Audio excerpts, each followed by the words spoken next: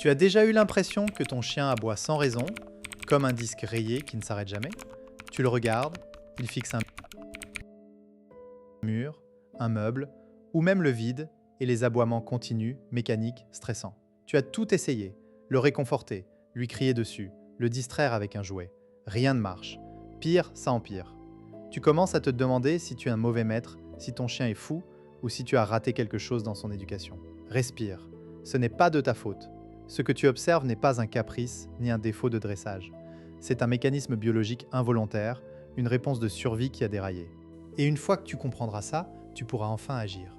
Voici ce que tu vas apprendre dans cette vidéo. Si ton chien aboie de manière répétitive, sans déclencheur évident, tu es probablement face à un aboiement compulsif lié à l'anxiété.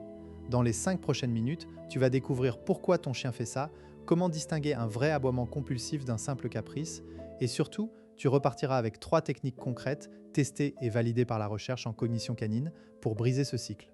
Pas de blabla, pas de théorie vague, du pratique, du directement applicable dès aujourd'hui. La plupart des propriétaires croient que leur chien aboie pour attirer l'attention, par ennui ou par méchanceté. Ils pensent qu'il sait qu'il ne faut pas, mais qu'il le fait quand même par défi. Cette croyance est fausse et dangereuse. L'étude d'Overall et ses collègues sur l'anxiété canine montrent que l'aboiement compulsif est un symptôme de détresse interne, pas un choix délibéré. Le chien n'aboie pas pour t'embêter, il aboie parce que son système nerveux est en alerte permanente. Son cerveau a appris à associer un stimulus banal, un bruit, une ombre, une absence, à un danger imminent. L'aboiement devient alors un rituel apaisant, un peu comme le tic d'une personne anxieuse qui se ronge les ongles. Punir ce comportement, c'est comme punir quelqu'un pour avoir eu une crise de panique. Ça ne fait qu'augmenter le stress. Le problème, c'est que toi, en tant que propriétaire, tu agis souvent par instinct. Quand ton chien aboie sans raison, tu sursautes, tu deviens tendu, tu parles fort. Tu lui envoies un signal de danger. Son anxiété monte d'un cran et il aboie encore plus pour se calmer. Tu entres dans une spirale infernale. Ce n'est pas ta faute, tu es humain, tu réagis à ce qui te semble anormal. Mais ce que tu ne vois pas, c'est que ton chien est coincé dans un cercle vicieux. Le déclencheur initial provoque un pic de stress, l'aboiement abaisse temporairement ce stress, mais l'environnement stressant, y compris ta réaction, le maintient à un niveau élevé. Le chien aboie donc de plus en plus souvent pour obtenir ce petit soulagement chimique. Ton intervention devient elle-même un déclencheur. Pour casser ça, tu dois non seulement arrêter de renforcer le cycle, mais aussi modifier l'environnement émotionnel de ton chien. Le mécanisme caché derrière l'aboiement compulsif s'appelle la sensibilisation. Le cerveau de ton chien a réglé son seuil d'alarme beaucoup trop bas. Un bruit de camion devient une invasion extraterrestre. Une porte qui claque devient un tremblement de terre. Le système limbique, cette partie du cerveau qui gère les émotions, réagit comme si la vie de ton chien était en danger. Et l'aboiement, en activant les muscles vocaux et en libérant des endorphines, procure un soulagement temporaire. C'est un mécanisme d'autorégulation. Mais plus il est utilisé, plus il devient automatique, comme une autoroute neuronale qui se creuse. Le problème, c'est que l'aboiement ne résout pas la cause du stress.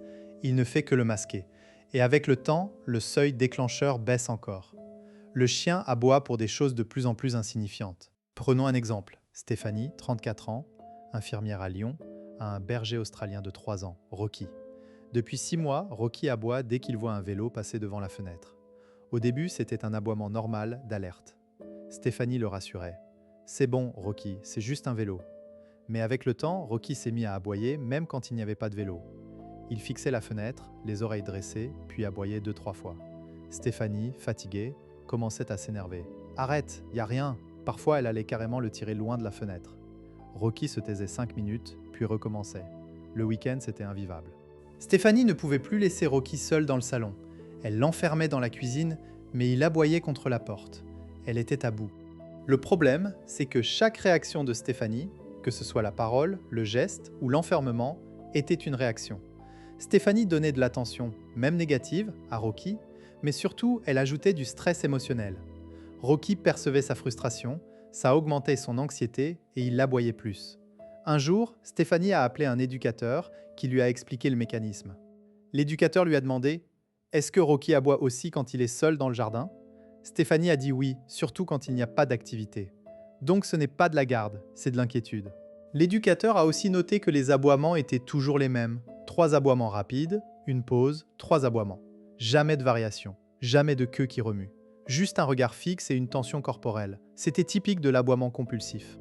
Pour décoder ce signal, tu dois observer 3 choses: la rigidité, le contexte et la récupération. Rigidité, l'aboiement compulsif est stéréotypé, toujours le même nombre de répétitions et le même rythme.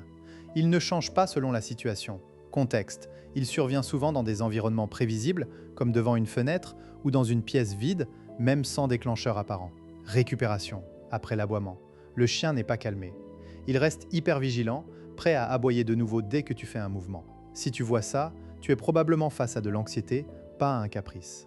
La clé, c'est de ne pas réagir à l'aboiement lui-même, mais de traiter le stress sous-jacent. Les conséquences de l'aboiement compulsif non traité sont lourdes. Plus le chien aboie de façon compulsive, plus son seuil de stress baisse. Avec le temps, il peut développer d'autres comportements problématiques. Léchage excessif, tournis, automutilation, voire agression par frustration. Le chien devient un zombie émotionnel, incapable de se détendre. Et toi, tu t'épuises. La relation se dégrade. Tu évites de sortir, tu isoles le chien, tu penses à le donner. C'est une spirale qui peut détruire la complicité que tu as avec ton animal. Mais il y a de l'espoir. Avec les bonnes techniques, tu peux briser ce cycle.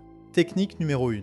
Le protocole des non-événements. L'idée, c'est d'apprendre à ton chien que la plupart des stimuli ne méritent pas de réaction. Concrètement, tu vas choisir un déclencheur banal, par exemple, le bruit de la clé dans la serrure. Avant l'aboiement, tu fais ce bruit à un volume très faible, de façon aléatoire, et tu distribues immédiatement une friandise de grande valeur. Tu répètes plusieurs fois par jour, à des moments différents, en augmentant progressivement le volume. Si ton chien aboie, c'est que le volume est trop fort. Tu reviens en arrière. Le but, c'est que le bruit devienne associé à une récompense et non à une alerte. Par exemple, Stéphanie a utilisé le son de la sonnette. Pendant une semaine, elle a sonné à sa propre porte, très doucement, et a donné une friandise à Rocky avant qu'il n'aboie. Petit à petit, Rocky a cessé de bondir à chaque son. Il est resté assis, le regard interrogateur, attendant la friandise. Technique numéro 2. Le renforcement d'un comportement incompatible. Tu ne peux pas à la fois aboyer et faire une action incompatible, comme rapporter un jouet ou faire un coucher. Identifie un comportement calme que ton chien maîtrise déjà. Entraîne-le à exécuter ce comportement sur commande dans un environnement neutre. Ensuite, au début du déclencheur d'aboiement, demande le comportement alternatif avant que l'aboiement ne commence. Récompense généreusement. L'idée est de remplacer la routine d'aboiement par une routine de calme. Par exemple, pour Rocky, Stéphanie a choisi le « va sur ton tapis ». Dès qu'elle voyait un vélo approcher, elle disait « tapis » et lançait une friandise sur le tapis. Rocky allait chercher la friandise, s'asseyait, et elle le récompensait à nouveau. En 2 semaines, dès qu'il voyait un vélo, il courait spontanément vers son tapis. Technique numéro 3, l'enrichissement environnemental ciblé. Souvent, l'aboiement compulsif s'installe parce que le chien n'a pas d'autre moyen de gérer son stress. Propose-lui des alternatives, jouets d'occupation, Kong, tapis de fouille, puzzle olfactif ou exercice de masticage. Mais attention, ne donne pas le jouet pendant l'aboiement car ça renforcerait le comportement. Donne-le en prévention, dans les moments où le chien est calme. L'idée, c'est d'augmenter la capacité de ton chien à gérer le stress par des canaux sains. Par exemple, Stéphanie préparait un Kong avec du fromage blanc et le donnait à Rocky le matin avant qu'il ne commence à monter la garde. Rocky passait 20 minutes à le lécher et ensuite il était plus détendu. Elle a aussi ajouté des séances de flair, caché des croquettes dans le jardin. Ces activités ont réduit son anxiété globale. Tu te dis peut-être, et si mon chien aboie quand je ne suis pas là? Bonne question. Si ton chien est anxieux en ton absence, ces techniques ne marcheront pas seules. Il faut d'abord traiter l'anxiété de séparation par un protocole spécifique, désensibilisation à ton départ, créneau de 2 secondes, etc. L'aboiement compulsif en ta présence est d'abord à travailler ici. Si tu ne vois aucune amélioration après 3 semaines, consulte un comportementaliste vétérinaire. Certains chiens ont besoin d'un soutien médicamenteux temporaire pour sortir du cycle. Et non, ce n'est pas un échec, c'est comme des béquilles pour une jambe cassée. Une fois le stress redescendu, l'éducation reprend le dessus. Dernière objection, je ne peux pas ignorer les aboiements, mes voisins se plaignent. L'ignorance n'est pas une absence d'action. Tu vas activement gérer l'environnement pour supprimer le déclencheur ou anticiper l'aboiement. Par exemple, si ton chien aboie à la fenêtre, masque la vue avec un film adhésif. Si c'est un bruit, mets du bruit blanc. Ensuite, applique les techniques avant l'aboiement. Le but n'est pas de subir les aboiements sans rien faire, mais de créer les conditions pour que l'aboiement n'ait pas lieu. Une fois que les techniques portent leurs fruits, tu pourras réintroduire progressivement le stimulus. Alors voilà, tu as appris que l'aboiement compulsif n'est pas une faute, mais un cri de stress. Tu sais maintenant reconnaître les signes, rigidité, contexte, récupération, et tu as 3 outils concrets. Le protocole des non-événements, le renforcement d'un comportement incompatible et l'enrichissement ciblé. Commence aujourd'hui une seule technique, la plus adaptée à ta situation. Observe, ajuste et surtout, sois patient. La guérison prend du temps, mais elle est possible.